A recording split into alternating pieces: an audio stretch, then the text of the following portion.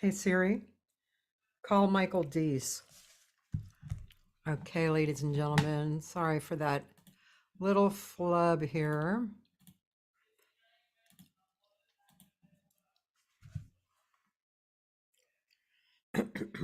Gonna call Michael and tell him to come back on. Michael?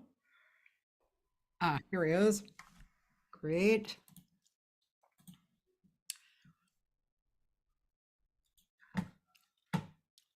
Okay, we are back. So we're doing good. And I'm going to start playing Michael's music again. Really beautiful.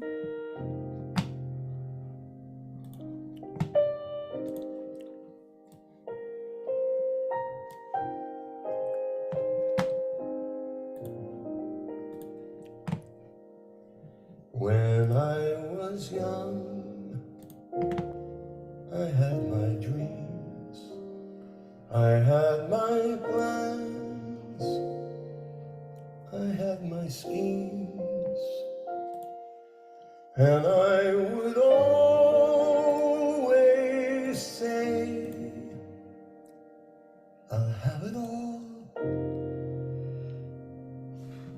someday.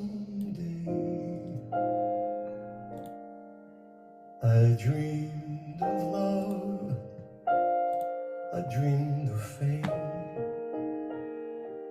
the wild unknown that I would tame. I even planned the place where first I'd see your face. I'd know you anywhere, 'cause you were always there. In my mind as clear as crystal rain, I could always see you waiting there for me. Though now my dreams are not so young, and there are songs I left unsung, my sweetest dream came true. The dream I dreamed of you.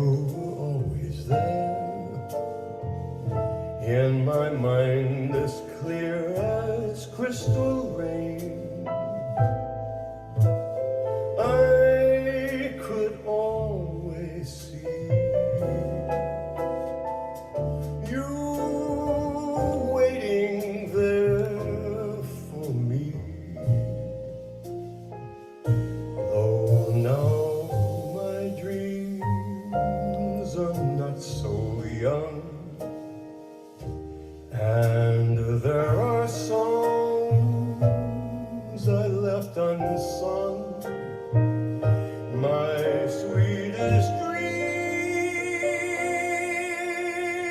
came true. The dream I dreamed. Oh,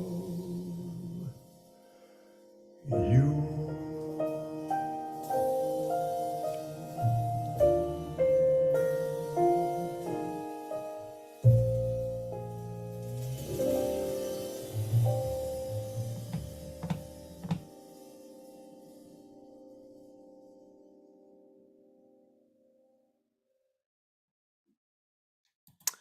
That was exquisite. Oh, thank you. Really, really beautiful. I just realized something looking at that picture. Gee, I've made some major changes, haven't I? Christ, I shaved my head and grew a beard. I didn't have a beard when I did that, but I had hair on top. So I just flip-flopped.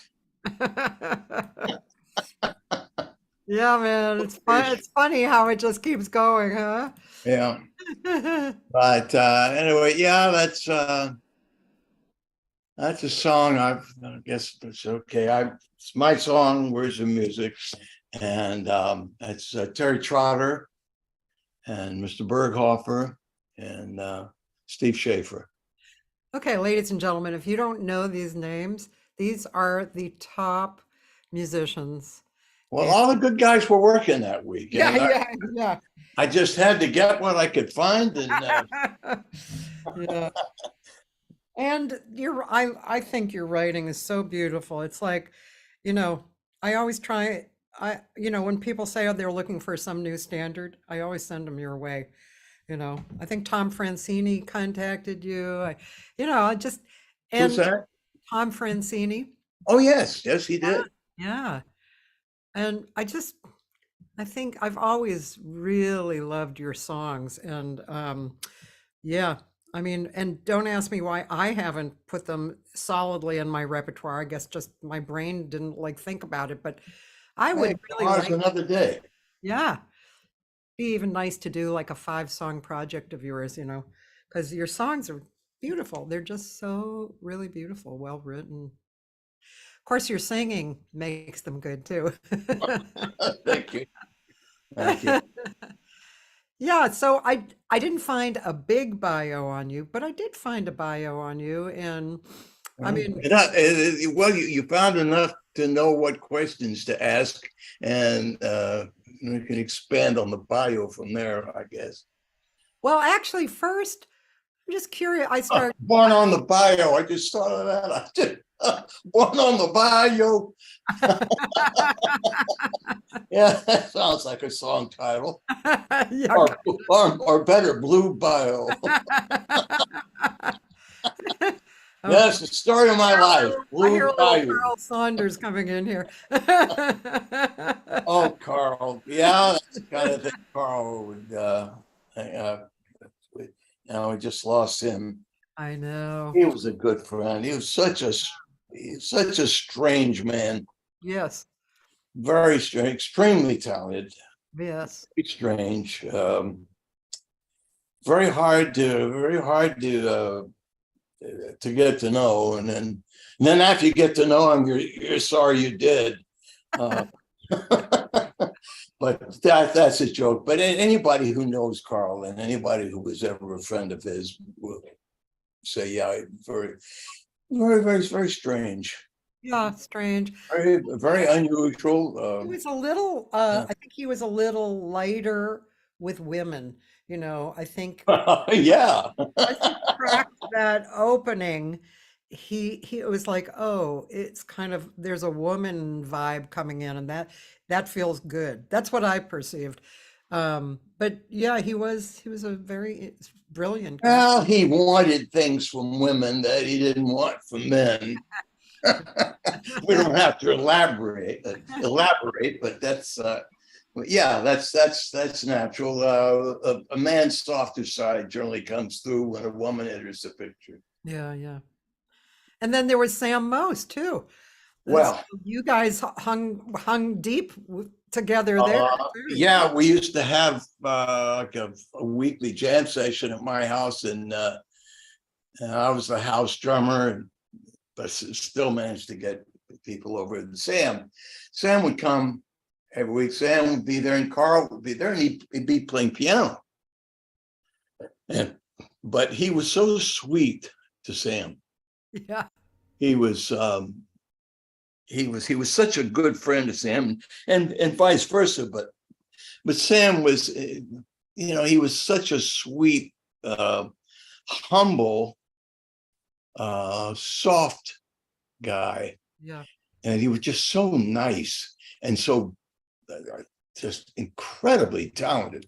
yeah, God, what a musician Sam was. yeah, And but Carl would go and pick him up, and bring him over to the house, and many times we would go out and have dinner, go do things, and yeah, he just treated Sam like gold, which was another thing. You look at that and you say, well, yeah, that seemed to hold true with the personality involved, yeah. but yeah, it was something. He so admired Sam, but of course, how could you not? I know.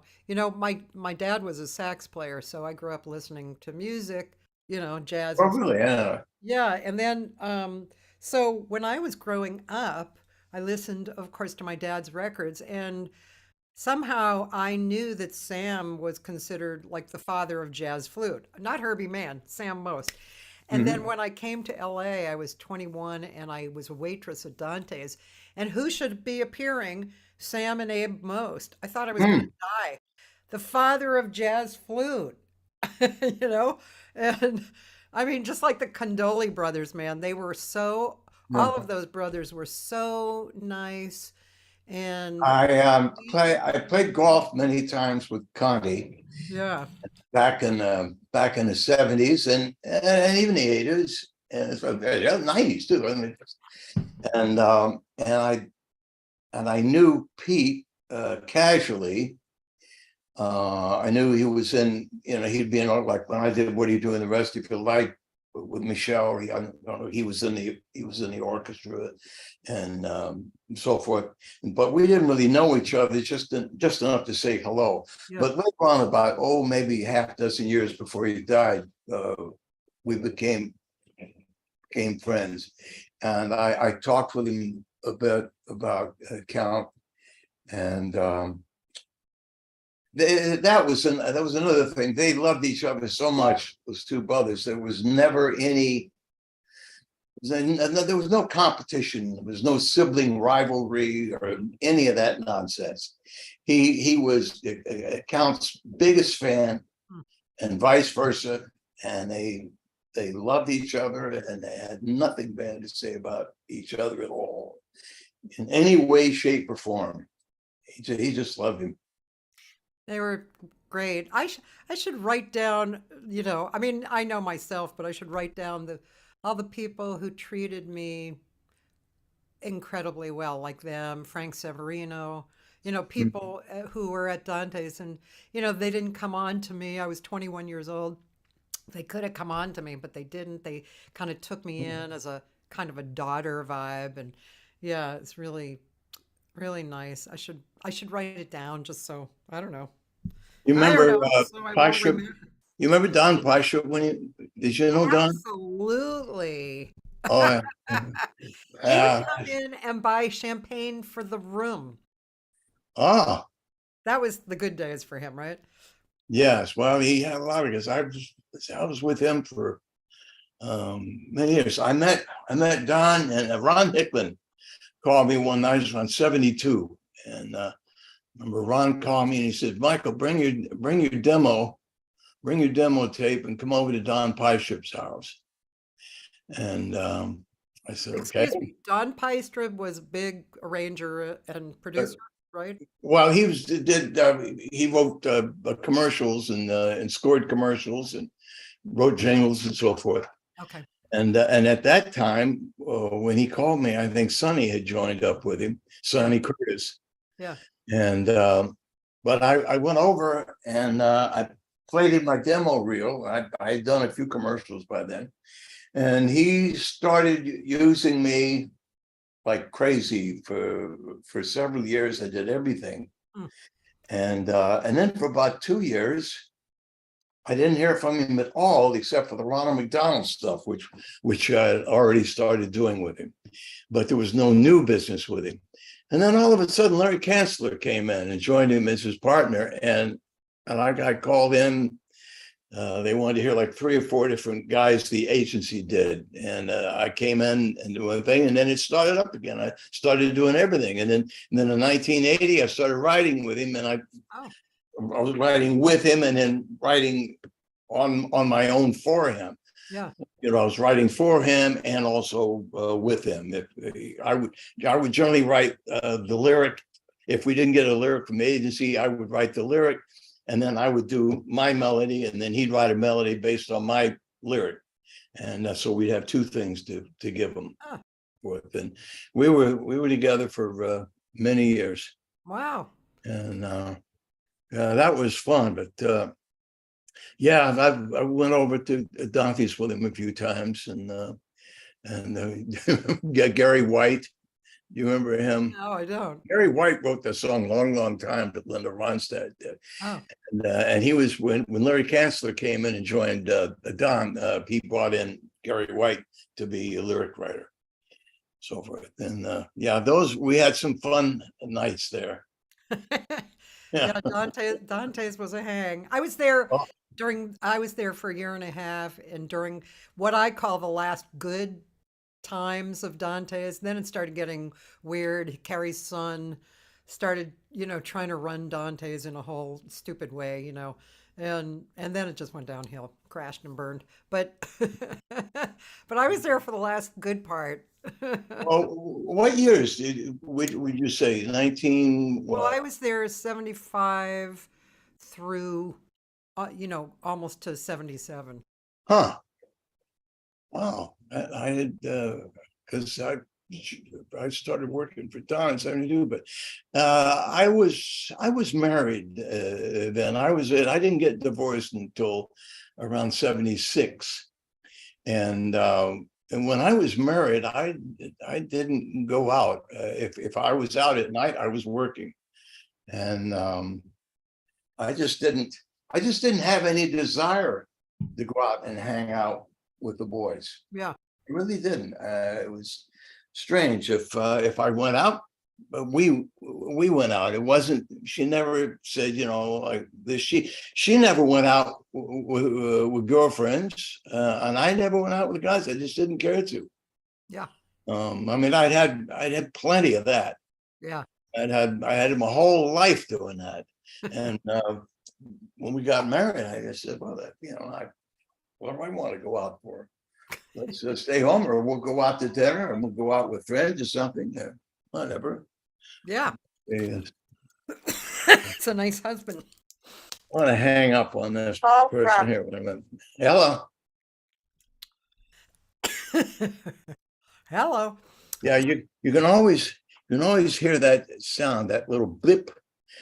If you pick up the phone and nobody says anything for a second or two, and then you hear this blip, it's one of those rotary calls or whatever, and just hang up. So, hey, where are you from? Where did you come up? New York? Houston. Houston. Yeah, I was born in Houston. And it's funny, your father was a saxophone player. Where? Boston. Boston. Yeah, went in Boston, saxophone place. He knew Jake Hanna. Jake, and Jake was always working at Dante's when I was there, and he was like, "Yeah, Mike Segal, your dad." I was like, "Wow, Jake Hanna knows my dad. Cool." Well, my father was a singer, and a club owner in Houston. Wow. And I didn't grow up with them. My parents were divorced when I was about 5, and I lived with my mother and until I was about 12. And then one night, my sister, who was 2 years older than I, she got into her last fight with my mother, and we split. My dad sent the bartender over to pick us up, and which I'm sure was a wise thing because he didn't want to get into it with what's her name. And so we left, and shortly after that, my sister and I went off to San Marcos Academy, Oh, which was in San Marcos, is a little town between Austin and San Antonio. Hmm. And I was there about 4.5 years. I graduated from there, and when I got out of school, I started playing drums around town and singing wherever I could, and sitting in and trying to get my name out, so forth. And I went out on the road. I joined a group. They called, there was a group working down in Galveston, and it was their last night, and they needed somebody desperately to go on the road with them because their drummer and singer was leaving. And so they called an agent in Houston, and that agent called my dad, and my dad saw an opportunity to get me gone, and, with money. I took it. I remember my parents drove me down to Galveston, and these guys were working at the Balinese Room, prettiest nightclub to this day. It is the prettiest nightclub I think I've ever seen. Huh. It was just incredible. I think second place would be Vibrato. Oh, You know, Vibrato was just a gorgeous place. yeah. But this place, the Balinese Room, was really something. I mean, they were just lush, with those greens and reds and the Oriental tapestries and so forth on the wall and everything. Just a beautiful place. Yeah. But the guys, there was a quartet, and they needed a guy to play drums and sing. And the other guy before played trumpet as well. He played trumpet, drums, and sang. Well, That was a little much. that was a little much. I couldn't play trumpet, but I did. I joined up with him, and my parents, I don't know, so gave him a hug, and they went back to Houston, and we took off that night, and we were doing clubs.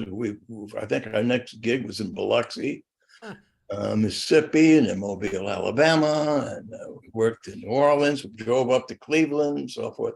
And I just set about working with that group. We were working down Corpus Christi, and we used to stay up all night playing partners pinochle. No drugs involved at all.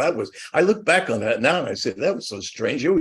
These musicians, they were from Detroit, and they were in their 30s. And here I am, the 17-year-old kid, joining them from Houston. And I got rid of my accent. What accent I did have, I got rid of very quickly. The first time I said Detroit, I got so much from, it's not Detroit, it's Detroit. I said, oh, okay, all right. And so I've never made that mistake again. And but I'll say it now, Detroit. Screw you guys. But yeah, I joined them. I remember we were playing in Corpus. We were playing pinochle as we did all night. Uh-huh. We heard some wind outside. My friend and I, we came out of their bungalow, and we were going back next door to our bungalow to go to bed. We looked across the street, and all the roofs were torn off across the street. A tornado had come through there, and while we were playing, I thought I heard some noise out there, but you're involved in cards, and a tornado came along and took the roofs off of every bungalow across the street. That's how close it was. That would have been quite an awakening to have the roof torn off in the middle of the game. While you're playing. While you're playing, that throws your timing off and everything, Oh my But God. yeah, it was. Then I went back to Houston after a while, and and then I joined up with Jan Garber's band. Oh, really? And yeah, I was we played Elitch Gardens in Denver. Uh-huh. And that was where I met Terry Gibbs, who was a friend to this day. But I remember on my night off, I think I was 18 by then. Yeah, I was 18. And on my night off, driving around town, and I saw this place called the Bandbox. Uh-huh. And so I went in and I saw that it had Terry Gibbs working there. So gee, I'll have to go in and see him. And so I went in and I said, where do you get the guts? I remember I was 18 and he came off the stage after his first set. And I went over and introduced myself and asked if I could sit in. I asked him if I could sing. And he said, sure. I mean, he was so nice to me. He said, yeah, sure. Come on up. I'll call you up. Next set, he called me up. I did a tune. He said, yeah, man, it was great. Do another one. I did another one. And I always remember that. But this business being as it is, I didn't see Terry again until around 2003. Wow. Sid Balkin introduced us around 2000. Sid Balkin, the drummer. Oh my God, I haven't thought of that name for a long Yeah. Oh, what a funny guy he was. He was a pretty good friend. And by that time, Carl Saunders used to bring. He's reintroduced Sid and me, and Sid would come over to the house, and Wow. and Sid said, you know who I ought to put you with? I'll put you with, writes very melodic. Sid liked the way I wrote. He liked my words, my music, everything, And he said, if you just want to write words, he said, I know you've been writing stuff with Carl. He says, but he says, you want to write with Terry? He says, I'll put you together with Terry Gibbs. I said, well, that's great, because I've been waiting for about 40 years to thank Terry for being so nice to me. About over 40 years ago, and he put us together, and we did. I wrote some lyrics to his melodies, and what a sweet. I mean, he's 98 years old, Terry. Wow. And 90. but we did. It was about 20 years ago. I wrote I wrote a couple of songs with him. We did demos and so on. Yeah. And then just recently, about few months, maybe 6 months ago or 7 months ago, he called and he said, there's a guy going to do an album of my songs in New York. And he says, that's great. He says, I love that. He says, I got a problem though. And I said, what's that? He says, well, I've written hundreds of melodies, but I don't have very many songs with lyrics. He says, I got those two that you did for me 20 years ago, and the two that Arthur Hamilton did to you, because we put them all together then. And he says, back in the day, Bobby Troup did one, and Steve Allen did one, and so he said, but I got maybe like a half a dozen songs now. He said, but I need more. And he says, I said, geez, Terry, I said, I haven't written anything in years, and I'm really retired, and I just play golf and I just hang out. And he said, that bullshit. He says, nonsense. He says, you got to hear this song, and he said, you got to start writing it. You can't quit. You got to start. I said, well, all right, send me the melody. And he sent me the melody, and I listened. I said, hey, that's really nice. That's very pretty. And so I called him back. I said, Terry, that's really nice. I'll try to write something. So I did. I wrote something, and he liked it. And then he started sending me some more. And I ended up writing about a dozen each. Once he got me going, then it was hard to turn it off, But anyway, there's an album coming out, and I think later this month. Oh, cool. The Terry Gibbs song, but very, very, very clever. He asked me if what did I think they should call the album? I said, I don't know where genius comes from. It just leaped out of me this magnificent title. I said, what about the Terry Gibbs songbook? Oh, yeah, that's perfect. So I think that's what they're going to call it. So who's singing? A fellow named Danny Backer. He's a young singer. He's a kid. I think he's about 40 years old. Yeah. It's like it's sick being this age, you know. Calling a guy 40 years old a kid, but he is. What are you going to do? And, You know, and speaking of that, looking back, you know, I was thinking of all the fabulous stuff that you've done in your life, and good. obviously, You dwell on that stuff and forget the others. Forget the others. well, yeah, you know, we are human, Yeah, but don't bring those up. but we are growing older. It's happening. Yeah, yeah. And I mean, I know how it feels for myself, and I talk to enough people about, you know, how they came up, and most people say, I just find it, I don't know if interesting is the right word, but it's like, Terribly amusing. no, not amusing. But when they were young and kind of moving along and getting breaks and stuff, basically what they were doing was they were just putting one foot in front of the other. They were Yeah, enjoying themselves, they were doing what they were supposed to be doing, and opportunities would just appear because they were out there doing it. it just Um, happened to be there. yeah, Everything I ever planned to do was a dismal failure. really? And the successes that I had, like with commercials, I fell into, you know, doing soundtracks and doing TV and movie soundtracks and doing commercials and writing commercials and so forth. I never planned to write at all. I Ah, just found myself doing it. yeah, And my plans to be a singing star, of course, those plans went down the tube. yeah, And it's just strange. All the successes I had just came from left wheel, yeah. you know, from the left, and How did you? you find yourself in a business that I didn't even know existed. I found myself being a studio singer, and if you'd asked me a year before I started doing it, what's a studio singer? I said, I don't know. Yeah, I didn't even know that business existed. I didn't know that people made a living, yeah.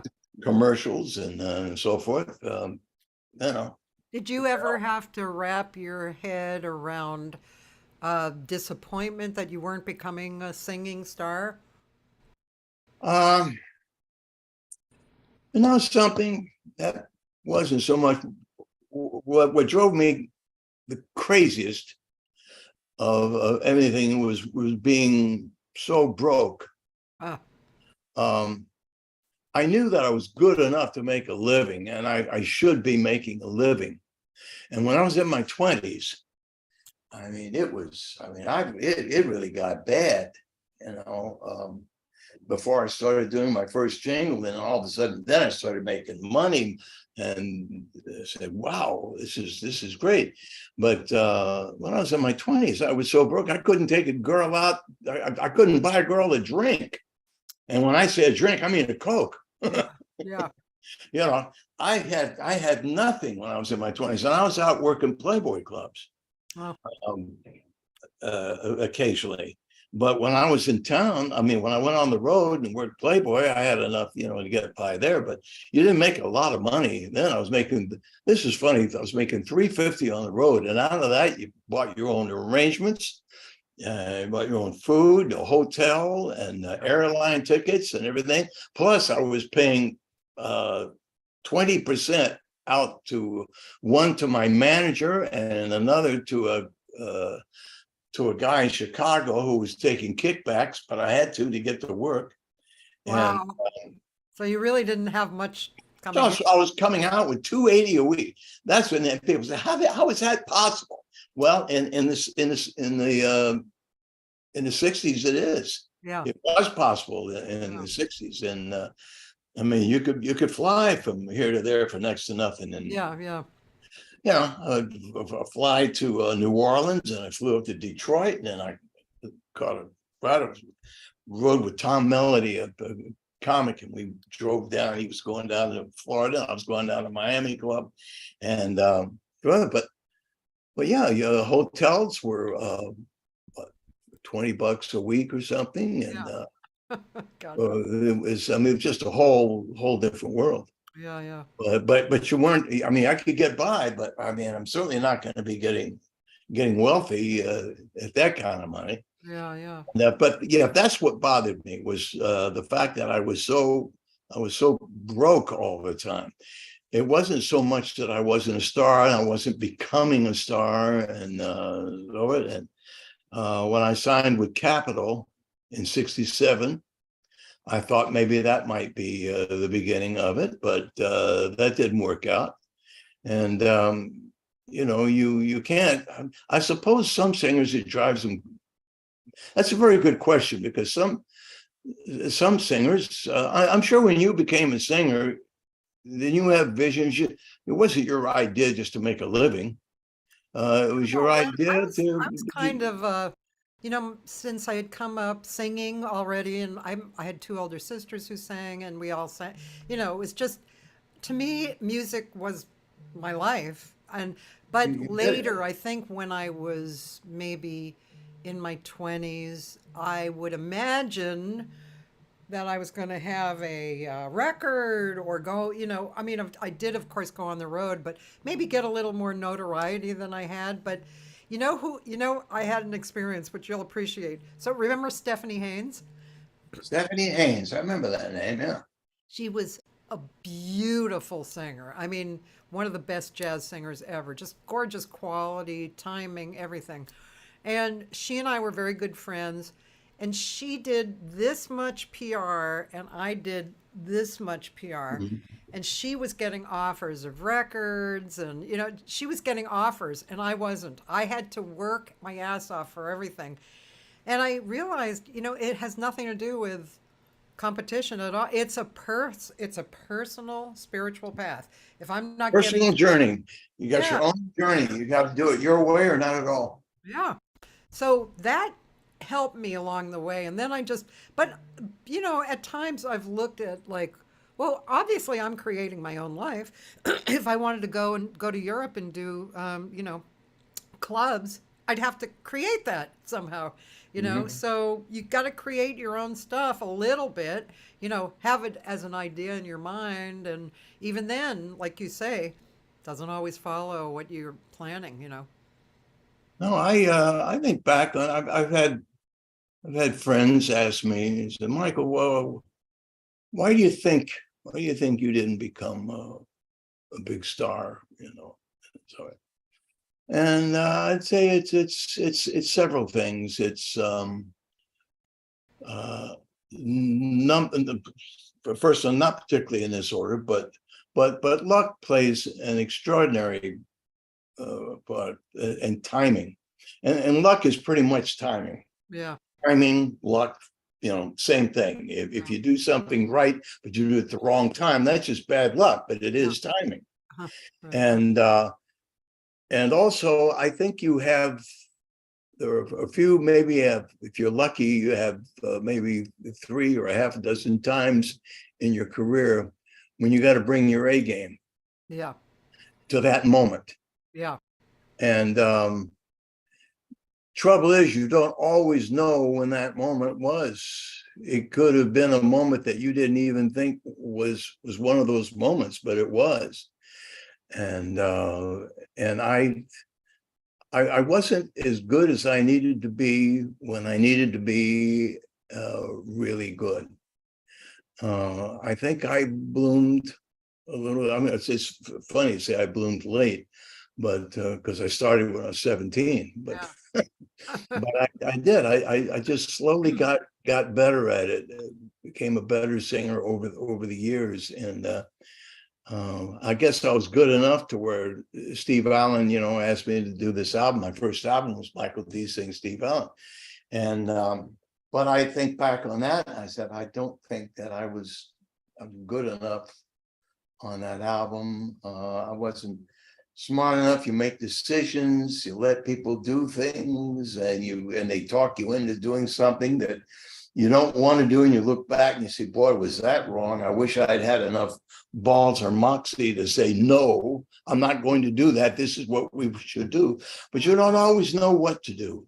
It's just a lot of things. It's just luck, timing, and not being as good as you need to be when you need to be. Yeah, boy, you said it. That's really That's all of it. It really is. It's something for me, I feel like I'm still finding what I do best. It's really weird, but if I go in the studio, I hear what I'm not doing the best. If I see myself live, sometimes luckily I see, oh, that's what I do the best.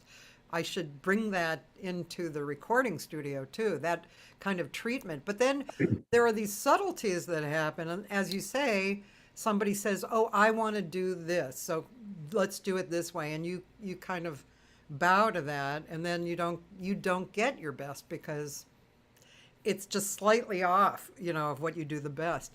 It's really an interesting process. Yes, it is. It's kind of a strange thing. I remember when I was so broke, I had my first album came out on Capitol, and my second album had been recorded, Uh-huh. and it was on its way to coming out. It was coming out soon, and I got a phone call. Oh Jesus, Terry Gibbs on the phone. When I just got to take the call and call my phone right back. Yes, It's funny. Terry. Yes, it is I. You wouldn't believe it, but I'm on a Zoom call interview right now. And I wouldn't have taken the call at all, except that it was you. And I was just talking about you. I'm talking to Cathy Segal-Garcia on her, I don't know if it's a podcast or it's a Zoom thing. Are you watching this thing? Okay, I didn't think so. That's Okay. Terry Gibbs, man. 96 years old. Oh, beautiful. I think this is the first. All right, I'll look at it. I'll give you a call later. Thanks. Bye. He said, well, I just got to tell you, you're not talking about me enough. You must have picked it up in the airwaves or something. I said, you're not watching this, are you? And he says, no. And but he said, I just want to let you know that I just emailed you a picture of the cover of the album and the liner notes and all that. And he says, so let me know what you think. And I said, okay, Cool. I'll give you a call. But anyway, I remember one Monday morning, and I remember I'm really broke, and he called me Monday morning, and he says, "You want to go to Brazil Thursday?" I said, Brazil, that's the music business, sitting there in a dumpy Hollywood apartment, broke, and want to go to Brazil Thursday and be treated like a star for a while, And I said, well, yeah, what's up? He says, well, Teddy Neely, who was had a nice career going. Teddy Neely had backed out at the last minute. He was going to sing the United States song at the International Song Festival in Rio in 1968. And he said, but he dropped out, and he said, I just got a call. My producer was Dave Kavanaugh at Capitol, and who was he produced Sinatra, Nancy Wilson, and Nat Cole, a whole bunch of people. And he said, he says that Norman Gimbel, who wrote the song with Nelson Riddle, called him and said, hey, we're in the jam, Dave. He said, our singers dropped out and we need somebody. You can recommend it. And so he said, well, I've got this artist. I've got his second album coming out. I'll get Michael Dees. So he says, so he did. So anyway, so I went down to Brazil and I found out who was going to be there. Paul Anka was going to be doing his song that he wrote, representing Canada. And Don Costa was with him. And he said, Elmer Bernstein's going to be there, and Ray Evans, Jay Livingston, Dinah Shore, so forth. And in my mind, the guy that I wanted to meet more than anyone was Elmer Bernstein. I mean, I was, such a huge fan. And I said, geez, I got to hope I get to meet him. And it was so funny. We were there. First couple of days we're there. They had us someplace on a bus, and I'm talking to some people, and I'm gabbing. We're talking on the bus, and there's a guy about 4 or 5 rows behind me, was just laughing his ass off at everything I said. And then a few minutes later, I get a tap on the shoulder, and he says, "Hi, Mama Bernstein." Whoa, well, yes, of course you are. Who else?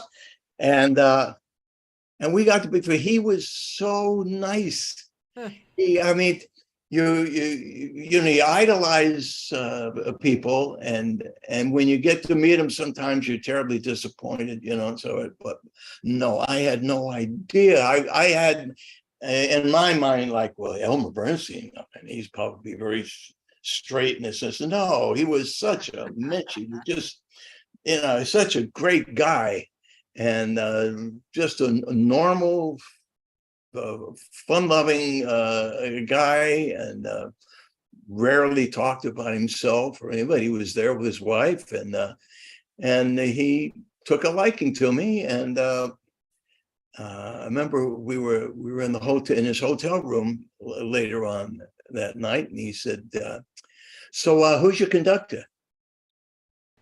I said, "My conductor?" He says, "Yeah." He says, "Who's your conductor?" I said, I don't have a conductor." He said, "Michael, everybody down here, all the singers, like 35 singers from 35 countries." He says, "Every singer here," he said, "you're going to be working with a 60-piece orchestra."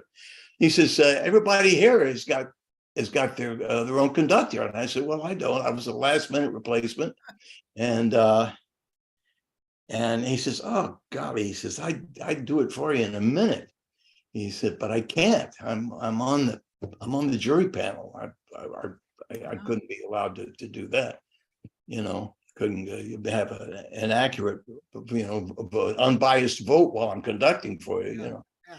And he said, "Wait a minute, I got an idea." And he picks up the phone. I says, "David." He says, "Hi." He says, "This is Elmer." He says, "I'm here with the American singer, and he doesn't have his own conductor. Now, we can't let our guy get out there in front of everybody without somebody to take care of him." "Okay, great." He said, "I'll tell him." All right. He says, "David Rose will conduct for you." That was another name I heard. Oh, okay. So David Rose is going to conduct for me. That's wonderful. And he did. He had bursitis in his left shoulder so bad he could hardly lift his arm. But he was there as a guest. He wasn't on the jury panel. He was there to do a medley of his things, of his music. And so David conducted for me, and Harry Warren was the head of he was the president of the jury. Oh. And that was funny. I remember saying one of the many dumb things I've said in my life, and this was a doozy. We were they took us to a movie, and I'm sitting next to Dinah Shore and Harry Warren and Elmer and so forth. We're all in the same row watching this movie. And we were being seated, and they were talking about music or something, and I happened to say something to the effect, "Oh, I said, oh yeah, that's a Johnny Mercer tune, isn't it?" And he turned around and says, "No such thing as a Johnny Mercer tune. He was the lyricist." Just kind of scrunched down in the seat a little bit. I said, "Yes, right, okay, sorry."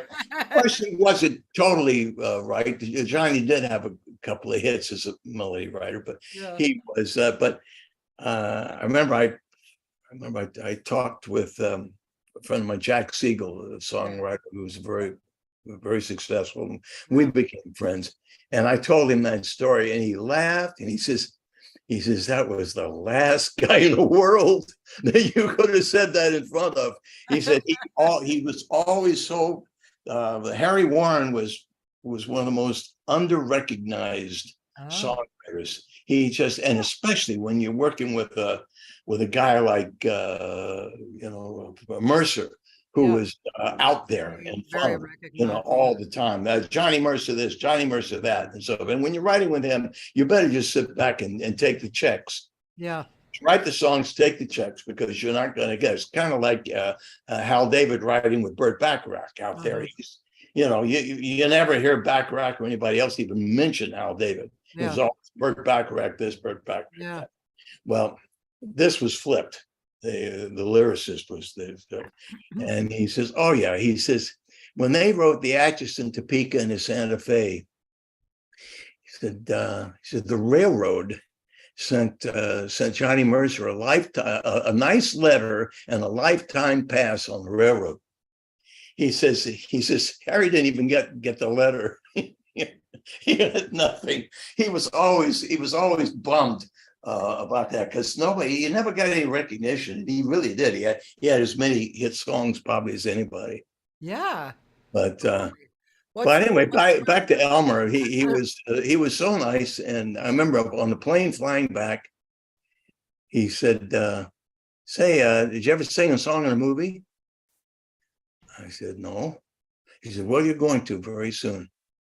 And sure enough, that was about, I can't remember exactly when it was, but it was like 3 months later or something, 4 months, something like that. I got the call from Columbia Pictures, and Elmer Bernstein, and this is Joni Taps at the Columbia Pictures. He says, Elmer Bernstein wants you to sing a song. You got to sing the song. So we're going to pay you $3,500. And I never got $3,500 for a song again. See, that's another thing about the business. The fact that I'd never done it before and was totally inexperienced, I got more money than I ever got again. In 1969, I got $3,500. The next soundtrack I did was "What Are You Doing the Rest of Your Life" for Michel Legrand and the Bergmans, and I got $1,000 for that. And then, as I got more experience and became a working studio singer, I was working for Scale. So I went from $3,500 for my first, but down to $1,000, down to like Scale, which was around $400, and it started going up. There's something wrong with that. I want to go listen again. Let's listen. So, and I'm curious. Is the "What Are You Doing the Rest of Your Life"? Is that there? Is that up? Yeah, that's there. Well, yeah, here it is. It's that one. You want me to? Well, here it's right here. I'm looking at it. Click it. Oh, well, there you go. This one, right? From the happy ending. This is the soundtrack, and this was done live at Goldwyn Studios, and with Michelle conducting. Okay, cool.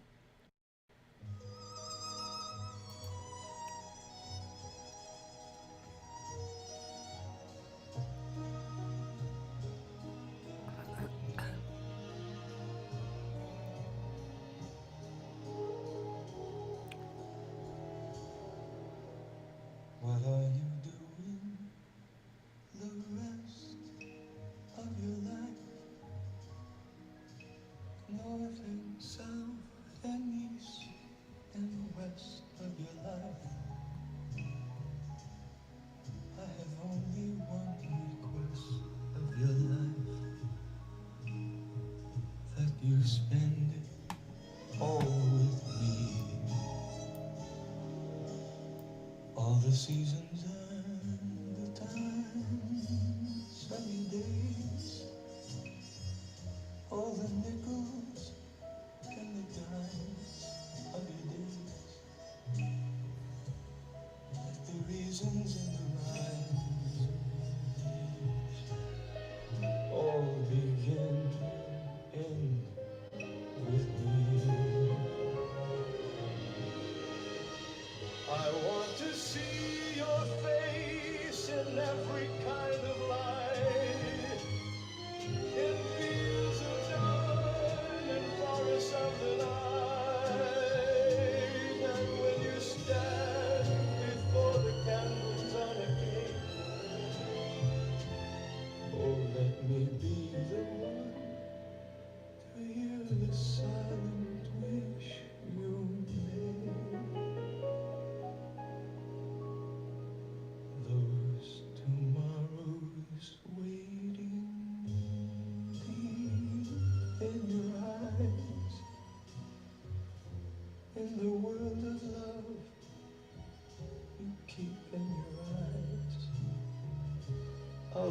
and what's asleep in your eyes.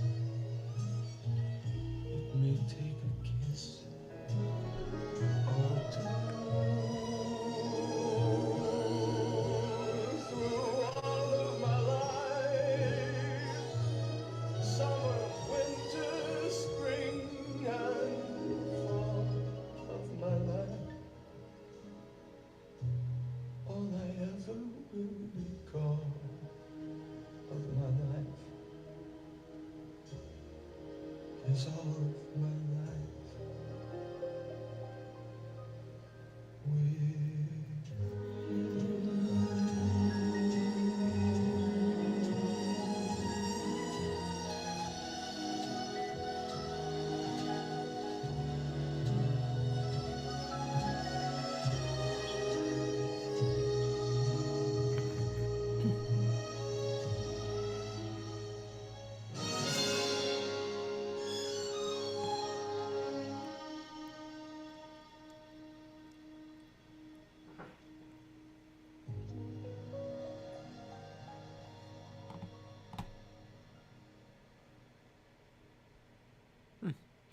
Yep. Beautiful. That was I couldn't remember who all was in that orchestra, but I know that Shelley Mann was playing drums, and Larry Bunker was playing percussion, and Bob Bain was playing guitar, and Ray Brown, and I knew Pete Condoli was in the band, but it was that was quite an experience. That interesting about that song is as long as it took to play it was as long as it took to write it, the melody. The Bergmans told me that Michelle called one time and said, "Look, I'm doing this movie, and this is going to be a song in it. I want you to write the lyric, and I got 4 or 5 things. I want to come over and play them for you and see if anything strikes your fancy, you know." So he did. So he came over to the house and he played him 4 or 5 melodies. And one of them, I don't know which one, he said, "Gee, Elmer, those are all beautiful, but what if?" Apparently they had had a chance to read the script, and one of them said, "What if the first line of the song was, 'What are you doing the rest of your life?'" Interesting. And he just sat and he played it. He just played the whole melody down. And he said, "Something like that?" And they said, "No, not something like that. That. Something exactly like that. That's what we want." And he said, "Gee, I don't know what I played. I can't remember it." Fortunately, they had a cassette player running through the whole meeting. And so it was not lost to posterity. Wow, that's a great But story. that was Michelle. He was Yeah. that just, it's, "What are you doing the rest of your life?" He said, and he just played the melody. Yeah, and the Bergmans, they never wrote a bad lyric. No. I mean, I remember there was a Well, show. they may have, but we never got a chance to Well, read yeah. it. There was a show in LA, I think it was called Just Jazz or something. It was about, I don't know, 30 years ago, 25 years ago. And I went up for it, and the Bergmans and Cy Coleman and somebody else Carolyn Lee. huh? Was Carolyn Lee there? No, nope. Anyway, they were involved. They were the music people, and they wanted to hear something special out of your book that that you were emotionally connected to. And um, it was I picked, and I just picked it because I didn't think about the fact that they had written it. It was just actually one of the songs in my book that I felt extremely emotional about. How do you keep the music playing? Yeah. And before I sang, I said, "I hope I'm going to be okay in throughout this song," because there's one section that just always kills me. And Bergman said, "I know the section." And sure enough, when I got there, I was like, Well, funny about that song, if you start on the wrong note, you're screwed for the rest of the song. Yeah. It's a pattern, so much like many of the things that Michel wrote. Is he starts a pattern, and if you start off on the wrong foot, then you're screwed for the whole song. It's Yeah. really hard to get back. Yeah. Yeah. It was a great story about that when Sinatra did How Do You Keep the Music Playing, he was recording it, Yeah. and Quincy was conducting, and the Bergmans happened to be there. And after one take, Quincy walked into the control room and he said, "Guy," he says, "Frank is singing a wrong note in there, and I don't know how to tell him." So who's going to tell him? In Maryland, who says, he said, Starker, she said, "Well, I'll tell him." And they said, "Be my guest. You go in, you straighten it out." And she did. She went in there. So I said, "Oh, Frank, you're doing the wrong, singing a wrong note here, and it becomes a problem." And he said, "What note? What?" And she put on the piano and she says, "You're singing this, and it should be this." And he looked at it. He said, "Play it again." "Yeah, okay, all right." And so then she goes back to the booth and they do another take. And when they got to that, he just nailed it. He just laid on that note, and so forth. And after the take was over, he says, "That ought to fucking get it." Yeah, it's a terrible time to ask. Can I say that word on this? Yeah, that's fine. Yeah, a lot of people ask beforehand. Yeah. Yeah. I mean, I've always done things backwards. But, You've put out several records, I know. And like your first one sounds, the first one was the Steve Allen album. One Single Rose. No, the Steve Allen album was the first one. That was back in '63. Okay. And then in '67, I did an album for Capitol. In '68, another Capitol album. Hmm. And then I got involved. I just stopped trying to chase that train or chase that bus, as it were, trying to get another record deal. And because I got involved and finally started making some money and in commercials and so forth. And I didn't do another album until around 2001. It was the One Single Rose album. And then that's another one. And this is from the bio I did get. Oscar Castro-Neves, Hubert Laws, George Gaffney. George Gaffney was I guess the best I ever. I just absolutely loved working with George. I met him in 1964 at the Chicago Playboy Club. I think it was my first Playboy Club. No, it wasn't. It was somebody else. Anyway, around '64, I went into. It was my third time in the Chicago Club, and I was hoping that Joe Parnello would be there again. But I always asked downstairs, I said, "Who's the trio upstairs?" And the door bunny would say, "So and so." Damn it, I missed him again. But this time she says, "Oh, it's the George Gaffney trio." And I thought, "Oh, damn it. Well, I missed Joe again." And so went upstairs and he comes off the piano. I was 23 and he was about the same age. I'm looking at this guy my age playing the piano. And I said, "Great, nice to meet you, George." And so forth. And we started, and 8 bars into the first tune, I just thought, "Whoa, how good does it get?" It's just incredible. Gaffney was just amazing. Yeah, gorgeous, gorgeous player. But Joe Parnello was the first one. I mean he's another killer. He's such a sweet man too. Yeah. And he would work with he was working with Vic Damone, and when he wasn't with Vic Damone, he would be at the Playboy in Chicago. And I just loved him to death. And saying, but then George was there, and there was another guy. There was a guy named Frank Owens at the New York Club. And when he wasn't on the road with Petula Clark, he was at the Playboy Club. Another absolute killer. Huh. Great Wow. play. Yeah.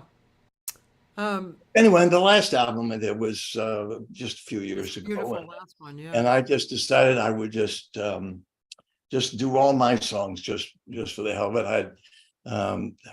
I used to do a lot of my songs in clubs when I was working at Spazio or at Vitello's over there in LA. And I remember Berghofer several times. Chuck said, Michael, he says, you got to record these songs. He says, Terry and Steve and I said, we'll do it for next to nothing, just whatever we got to do, we want to get this stuff done. Yeah. And so we did that, and that came out well. I was happy that I didn't have to answer to anybody, so forth. I could pretty much produce it myself. Yeah. Yeah. With the help of a very good engineer. Where'd you do it? Oh, we did it over at Mark Vincent's place. I don't know if you knew Mark Vincent. He Sounds familiar. he had a studio. It was right off Cahuenga in Toluca Lake. Okay. And had some good players came in, but Shepard, Bob Shepard, and Doug Webb, and Steve Hofstetter. Oh, what a beautiful player! Yeah, really. That was great. And of course, Steve and we did the initial tracks we did over at Steve's house. He had a nice studio at his house. Yeah, a really good piano that Terry liked, and so we did the trio stuff there, and then we moved over for the rest of it to the other studio. oh, cool. Yeah. So these days, are you mostly retired, or I know. Yeah, I'm pretty much retired, except for this thing with Terry, but we've kept me really, really busy for a while. But there isn't much for me to do here in Palm Springs. Are you ever tempted to go sing somewhere? Well, there's no place to sing. Really? Yeah. Well, I could go sit in. There's a place called Teas on the Green. And I guess if I really worked at it hard enough, I could get a night. And I think, I don't really care to do that. First of all, I don't particularly like working restaurants because, that place you worked was a nice place. I enjoyed that gig. There in Palm Springs. Yeah. But I don't know. I guess maybe if I really worked hard and tried to get it, but I think, well, who the hell knows me? And I probably wouldn't draw too many people, and then I could draw pretty well. I did it a few times at Patello's when I was over there in LA, but that's just because I lived there for so long, and I knew a lot of people, and they were mostly friends, not fans. Yeah.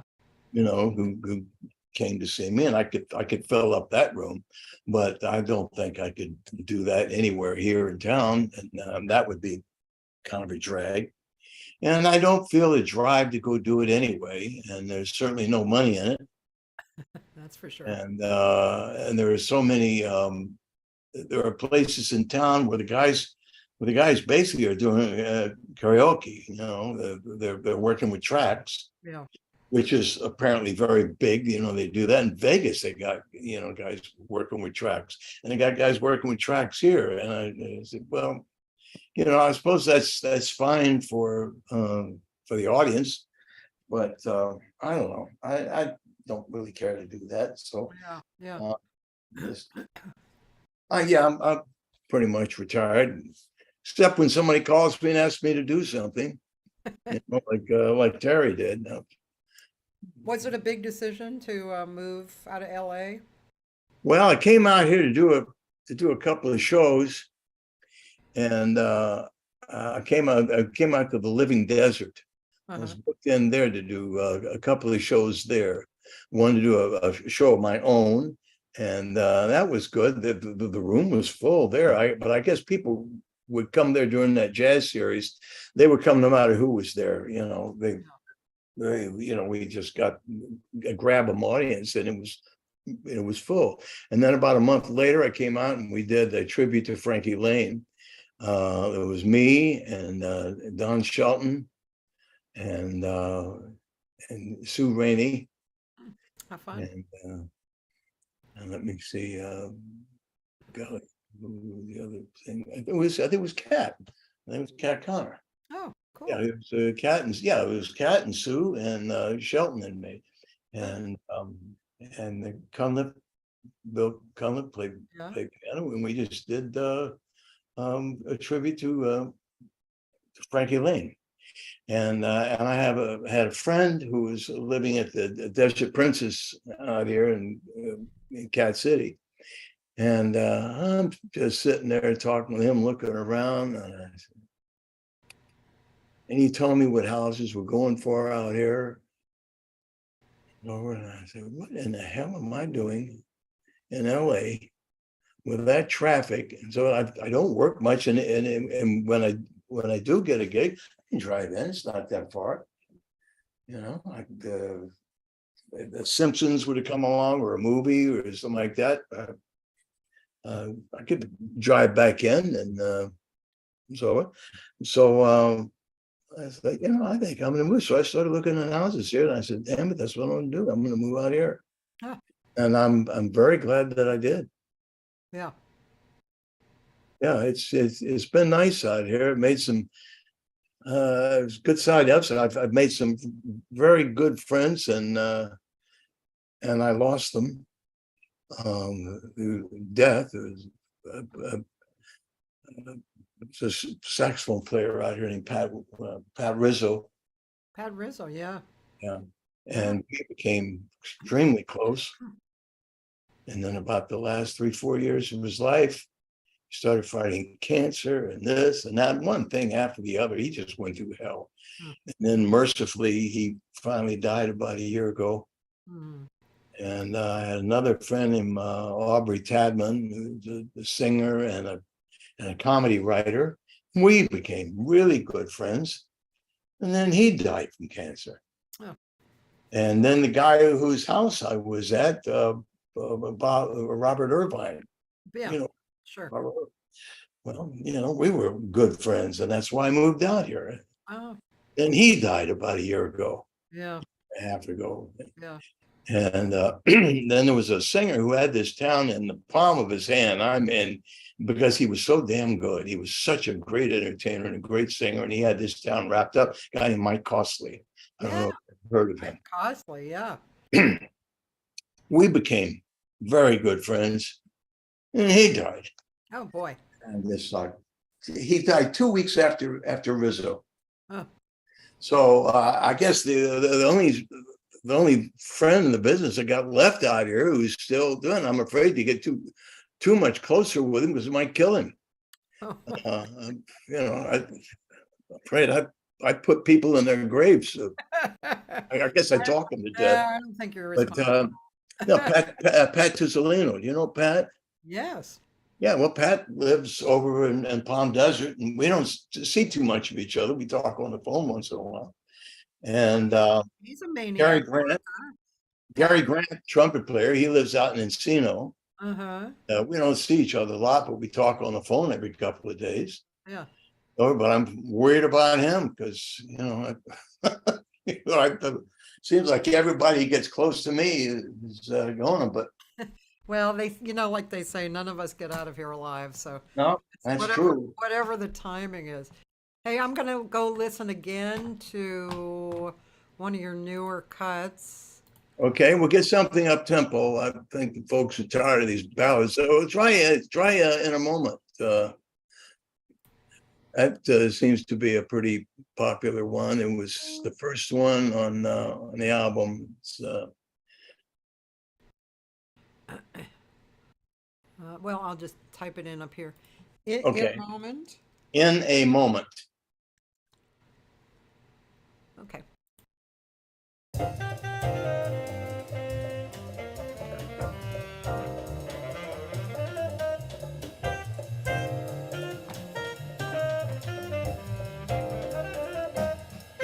In a moment, in the wink of an eye, in a moment, as the world passes by, you can see a smile as it breaks, and the magic that it makes. In a moment, just a casual glance changes slowly to the maddest romance, a new life, a new attitude.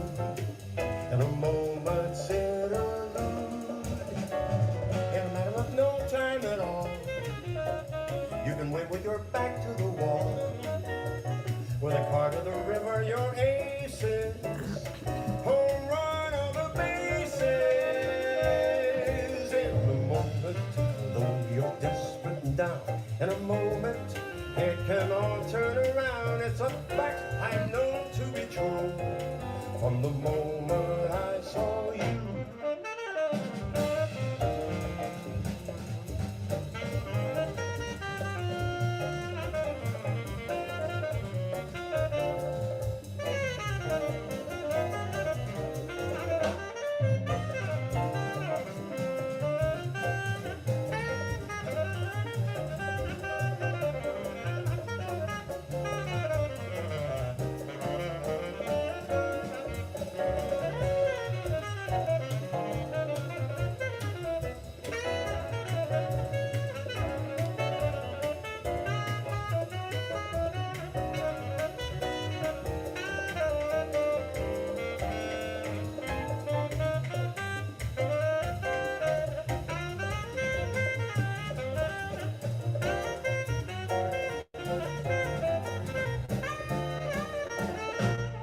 In a moment, in the wink of an eye, in a moment, as the world passes by, you can see a smile as it breaks, and the magic that it makes.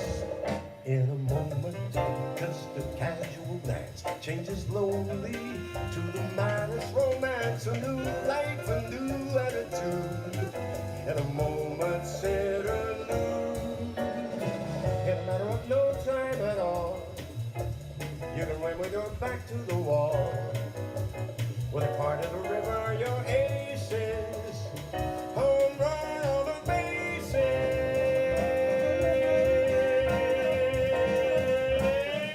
In a moment, though you're desperate and down, in a moment, it can all turn around. It's a fact I know to be true from the moment I saw you. Nice. Oh, thank you. There you are. That was Doug Webb, saxophone. I was wondering.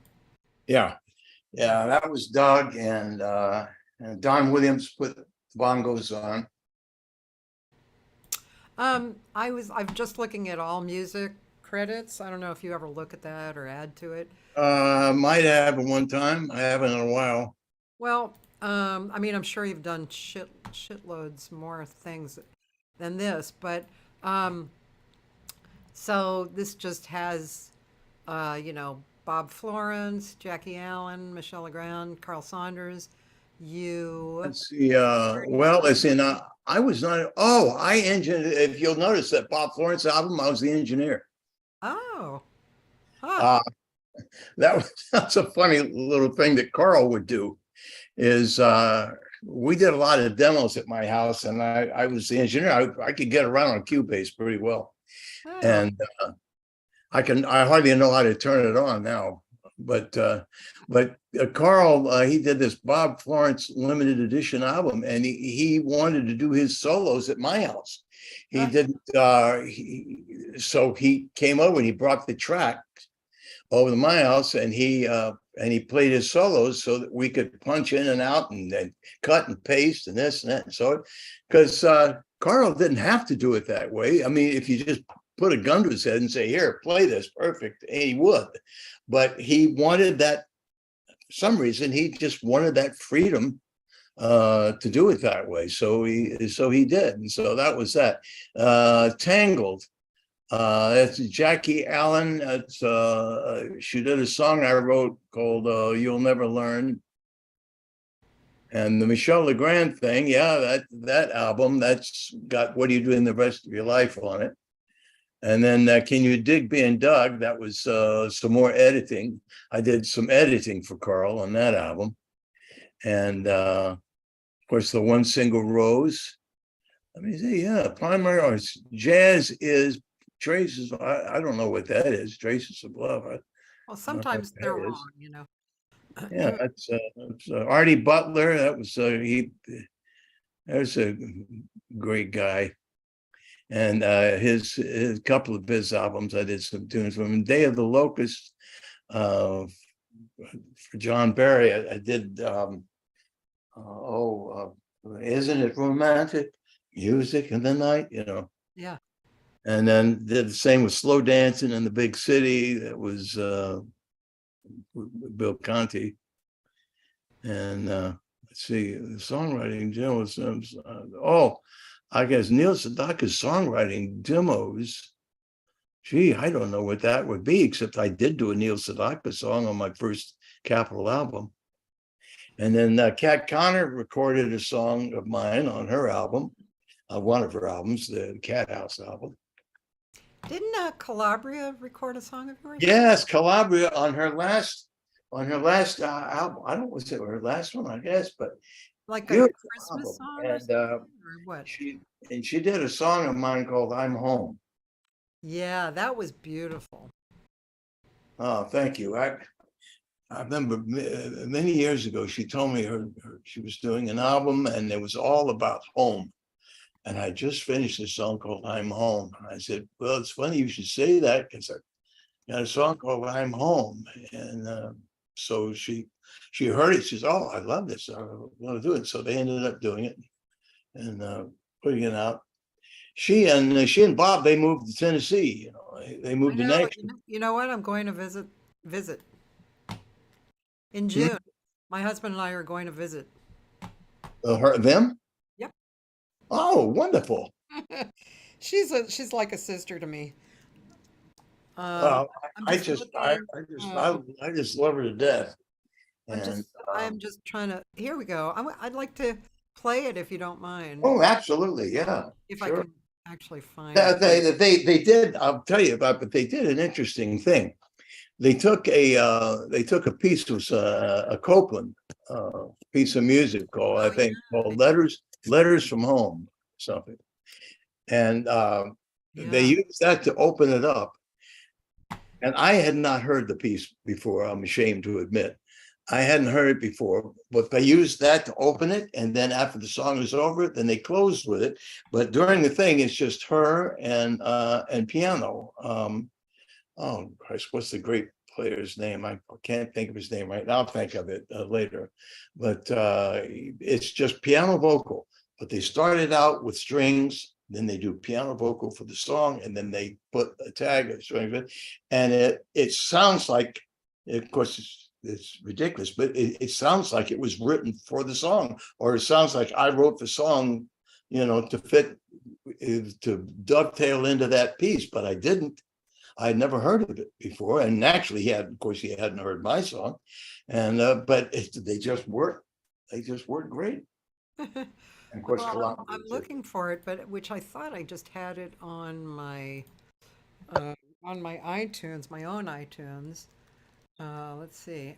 Well, okay, let's see. It looks like, oh, well, hmm. It's interesting. It looks like I have it by you. Oh, because you did it on your last record, right? Yeah. Well, I wrote a verse to it after she liked it and put it to that other piece. I told her, I said, I got a verse for it. She said, I don't know how I would put a verse in now at this point, but the verse works very well. I think that was Bob Irvine. He one of me, he says, these songs are so nice. He says, have you written verses to any of them? I said, no. I said, but that's a good idea. I probably should. And so I went back and wrote verses to two or three of them. Oh, that's nice. I think this is You probably haven't heard this, the verse. no. So let's Uh, see. Let me. But if you can find her record, that would be nice. I can find her record, but I think it's only we only. Well, get you can't. a little bit of it. You can't find it on. You can't find it on YouTube. Well, It's not on YouTube. it's not on YouTube. No, No. not that I know it. That's why The last time I looked, it wasn't. Yeah, I mean, I have it somewhere on my computer here, but I can't. Oh yeah, we got it in iTunes. iTunes, or they call it music now. You know, they don't call it iTunes anymore. Oh, you mean on your computer? Yeah. Well, here's your version. Okay.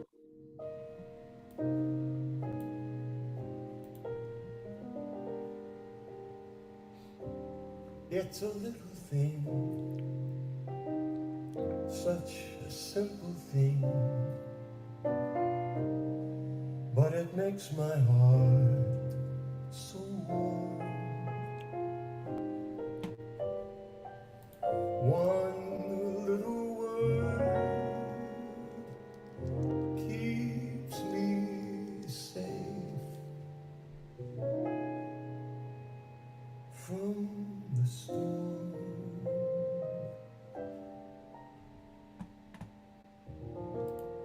When you say hello,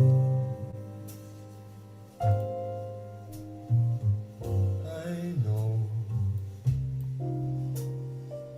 I'm home. When I hear your voice, I rejoice. I'm home. Funny thing, no matter where we go, Paris or Park Avenue,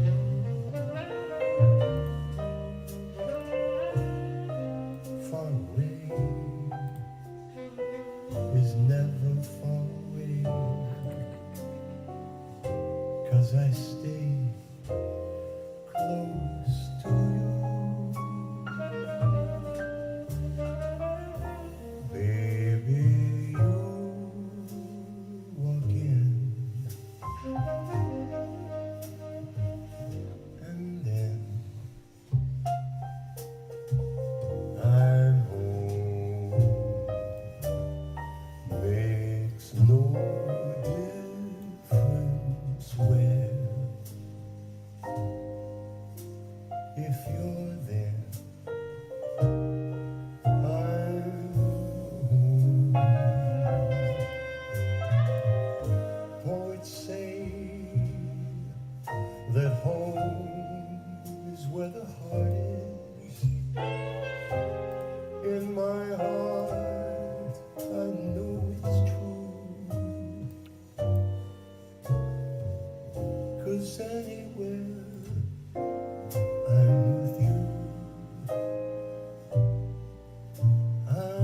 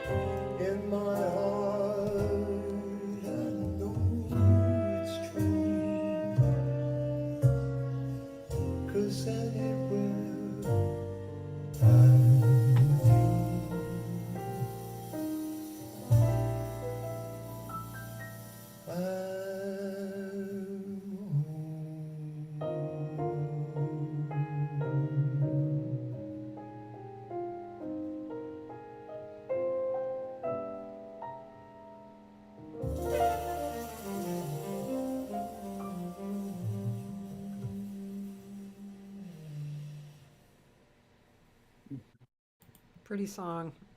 Thank you. Yeah, Bob Shepard played Roger Calloway, piano player, is the guy who played with Calabria. Yeah, that's right. Right. When are you going to see them?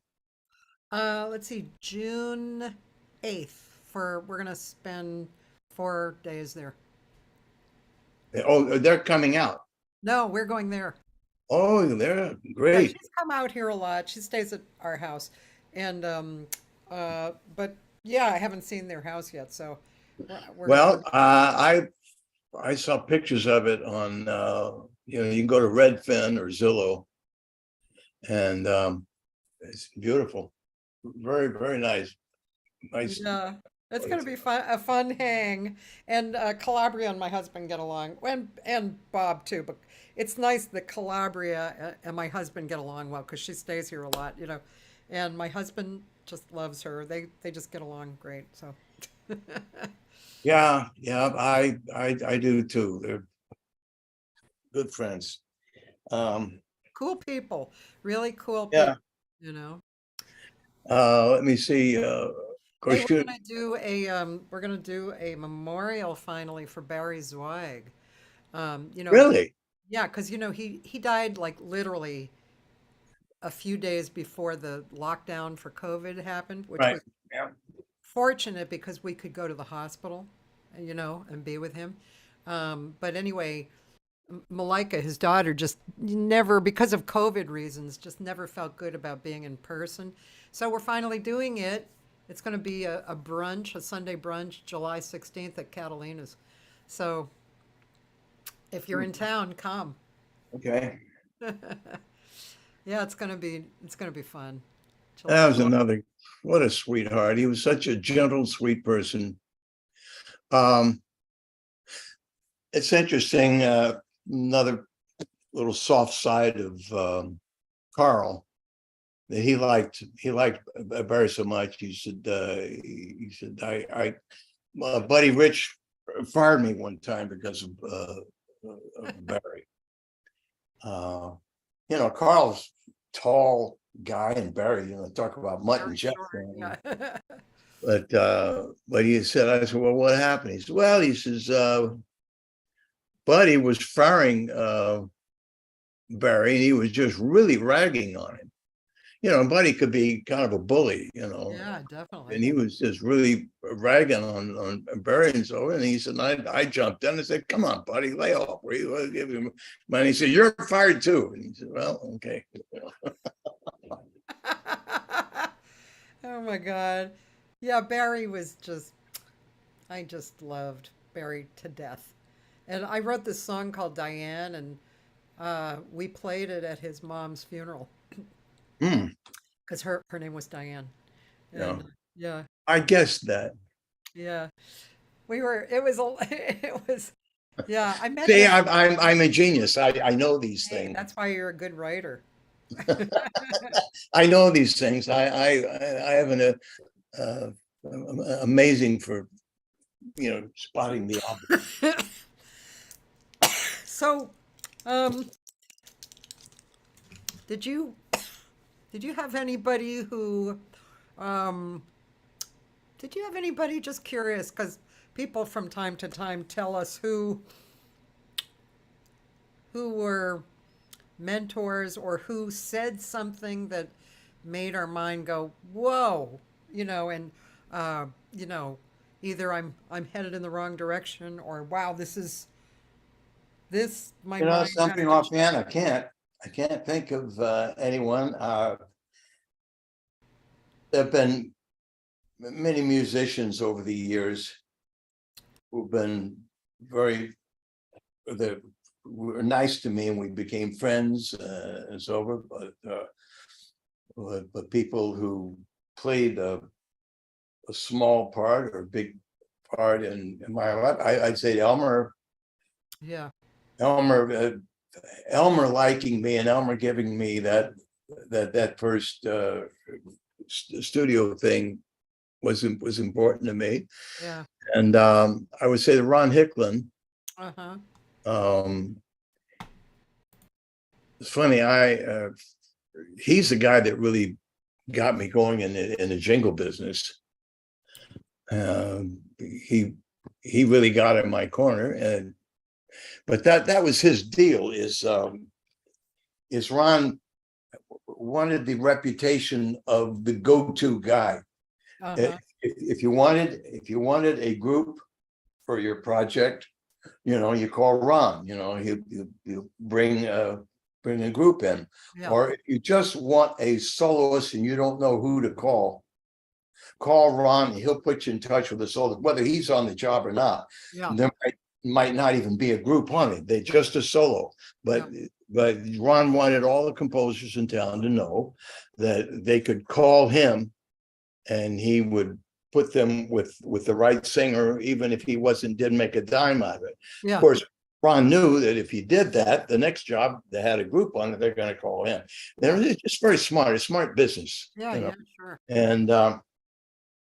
And it's I remember there was a John Andrew Tartaglia. I used to do a lot of work for him as a singer.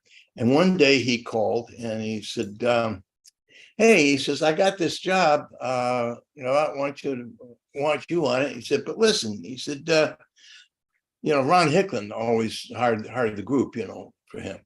And he said, why should Ron make all the money? Of course, at that time, I didn't know the contractor made nothing anyway, that why should Ron make all the money? An extra $25. That's what he made for filling out the contracts and being the leader and making the calls and everything. Yeah, right. That was silly, but I didn't know any better. So I didn't question him when he said that. He said, well, why should Ron make all the money? Why don't you contract? I said, John, I wouldn't know the first thing about how to contract a commercial, a group. I said, first of all, I'm not really a group singer. I don't think I'm very good at it. I haven't even tried it. I don't even know. I guess I could. I don't know. But I don't know how to hire a group. I wouldn't know who to call. He says, don't worry. He says, I'll tell you, I'll give you a list of names. It's funny. So he gave me this list of names. He gave me Sally Stevens, Jackie Ward, Ron Hicklin, Gene Morford, and Stan Farber. And those were all very successful people, and they all worked for Tartaglia. And I was thinking, I said, why is he doing this? He wants me to contract the thing, and he's already got. Well, I just thought, well, okay, yeah. I mean, I wanted to be on the job, so if I got a contracted to be on the job, I said, well, okay, I'll take it. I didn't know any better. I was totally ignorant of this business, and so I started calling people, and I think I called Sally, and she was in, and I hired her. She didn't have any idea who I was. I just told her this was a job for John Tartaglia, and it's Michael Dees. Who the hell is that? And I hired Jackie, and I called anyway, I called Stan. He wasn't in. I got his machine. I said, this is Michael Dees. It's about a job with the commercials. And then I called Gene Morford and hired him. And I called Ron Hicklin and I hired him. And about an hour later, phone rings. And it's Stan Farber. Hi, this is Stan Farber. He says, I'm calling about that job, just Michael Dees. I said, yeah. He said, I'm calling about that job. I said, oh, yeah. I said, that job is booked now. And he said, well, hell, it was just an hour ago. And I thought, I think I did something wrong. But as it turned out, I hired the 4 best studio singers in town, the 4 busiest studio singers in town. And I hired them, and I'm the least experienced of any of them. So, but as it turned out, it's another one of those accidents. I don't know why Tartaglia did that with me, but I ended up singing with these. There was the 5 of us in a group, and I started getting calls from people. And Sally Stevens suggested they call you, and Jackie Ward did the same thing. I made friends with Gene Morford, who was just a killer singer. We got to be very good friends over the years. And Ron And I had a talk with Ron there and so forth. And I guess he understood. I mean, why Tartaglia asked me to hire people. It wasn't because he didn't want Ron there, because he gave me his name to call him. Yeah. It just made no sense. Yeah. And but I called Ron. And probably the smartest thing, one of the few smart things I've done in my life, is I called Ron and I asked him over for dinner. Huh. I invited Ron and his wife over for dinner, and my first wife and I had this nice little apartment in Hollywood, and they came over to dinner, and I played him things. I played him "What Are You Doing the Rest of Your Life," and I played him a few things I'd done for Tartaglia and for 2 or 3 other people that I'd done. Well, the very next day, hi, this is so and so. Ron Hicklin suggested I call you, and so it. Phone started ringing. Wow. I remember that's how I met Roger Nichols. Rod calling, hi, this is Roger Nichols. Ron Hicklin suggested that I call you for this job. So, and he just really put me on the map, put me in the business. And then he called me about a year later. He said, bring your demo over there to Don Bishop's house. And of course, that's when the floodgates opened up, because Don was so busy. That's wild. Hey, Ended did up, you ever being work a with the writer and Joyces? a semi-partner for a while. So, Did you ever work with the Joyces? oh, I knew John very well. Yeah. Yeah. Well, my best friend was Jimmy Haas. And he and John Joyce were both very, very good friends. And yeah, I worked with John a few times. But mostly we were just friends, because we met through Jimmy Haas. Jimmy Haas, John Joyce, Joe Chimay, and Stan Farber did The Wall with Pink Floyd. Oh. And they did all that stuff. Well, and John and Stan and Jimmy did a lot of stuff as Bee Gees sounded like. They did a lot of records doing backgrounds like the Bee Gees, because Jimmy had that great sound. Yeah.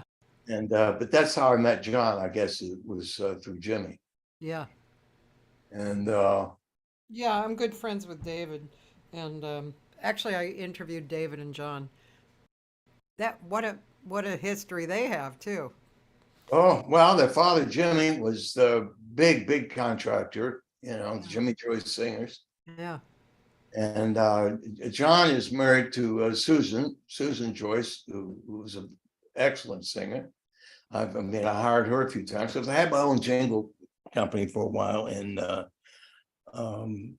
I used to hire Beth Anderson and Susan Joyce, and of course Edie Lehman, or Edie Lehman Boddicker. She what a monster talent she is. She's the biggest vocal contractor in town. Yeah. Cool. But I met her when she came up from San Diego. Do you think, well, I mean, we're speaking of all these people from that era. I mean, there was, oh my God, I can't believe, Melissa Mackay. Oh, yeah, I knew Melissa. And Morgan Ames, who lives in Palm Springs, right? Yep. Yeah, so now there must be like a whole new, younger people coming in to the studio. Yeah, I'm sure there are.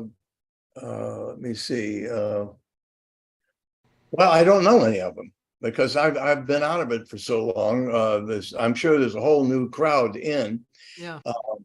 Randy Crenshaw, I know, is he was like in the generation right behind me. Excellent singer, good guy. Yeah. And well, Mike Campbell's daughter is in there. Katie Campbell. Mike Campbell's daughter. Oh, Mike Campbell's daughter. Oh. Yeah, they're all so good. His daughter's such an excellent singer, but Katie is like really Write it. That Write. makes sense. Yeah. Yeah. It's interesting, huh? Yes, it is. I don't, I really just, I don't know any of them, any of the new people, but I got a feeling the business is not the same Yeah. as it was when I was doing it. I think I was probably in on the last of of the of the big money to be made. Yeah. I could be totally wrong, but I remember back in the 80s and even into the 90s, every bank had its own jingle. Every insurance company had its own. You had like a Good Neighbor is State Farm. They had that still Yeah. back then, but I mean every insurance company had their own. Every fast food place had their own jingle. Right. And every car every year changed their campaign song, and so every year a certain number of music houses we would be in the competition for Chevrolet every year, Mitsubishi, so forth, and then the Ford. I did some stuff for Ford, and so but Chevrolet was great, and Mazda trucks and all that. Right. But yeah, I mean, you got real estate people, and it seems like every product, every time you turned around, they all had their own jingles. Now they use needle drop, and there aren't that many singing things. They do have liberty, liberty, liberty, liberty. Yeah. Of course, every time I hear that, drives me crazy because they sing liberty, with a D. And I thought, wasn't there one person in the control room say, "Hey, folks, it's liberty, liberty, liberty, liberty, liberty"? No, but they say liberty, liberty, liberty, liberty. And it kind of drives me crazy. Well, But I'm sure they have done extremely well with that. State Farm is still the same. I mean, Yeah. actually, they have this one commercial. They have this beautiful girl singing with a guitar, and it's very casual and beautiful. Yeah. So There just isn't as much of it as from what no, I can see, from watching television. yeah. I just don't see that many jingles. When I was at Berkeley, Tony Tarasso or something, he was teaching there. He wrote double your pleasure, double your fun, double me, double me, double me. Oh my goodness. That's an old one. I'm sure he made some money on that because the deal in New York, when it was, they had these, basically they'd have jingle houses in New York, Yeah. like factories, and they would have the head of the company, and then they would have like maybe a half a dozen writers, and when they would get onto something, they would have everybody write one, and the deal was that I think you got a small fee just to write it. Uh-huh. Maybe sometimes no fee at all, but I think you got a small fee, and then you got a bigger fee if they chose to demo it and present it. And then if yours was chosen, you would get a larger fee, but the big fee was that you would go on the vocal contract because that's where the money was. Oh. You write a jingle, you maybe make 20 grand as a creative fee, or maybe 7,500 or whatever it was. But you'd make maybe 100,000 or more a year as a singer. We used to do Honda. Don scored all the Honda stuff, and there was a group of us. I guess it was Edie and Gene Morford, and I can't remember who the other people were, but we'd say Honda at the end.